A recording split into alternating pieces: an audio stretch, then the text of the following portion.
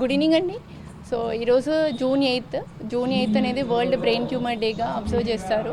So ఈరోజు మేము ఇక్కడ నేషనల్ లెవెల్ డ్యాన్స్ కాంపిటీషన్కి అటెండ్ అయ్యాము.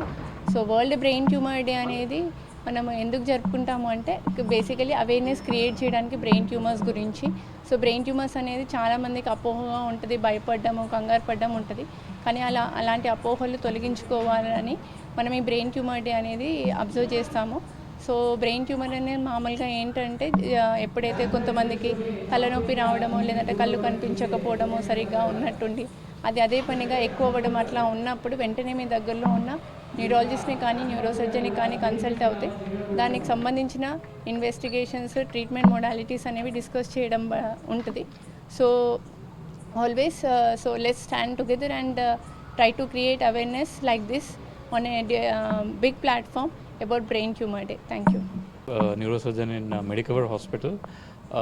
Today we are celebrating the World Brain Tumor Day to denote all the troubles and struggles that the patients and families with brain tumor undergo.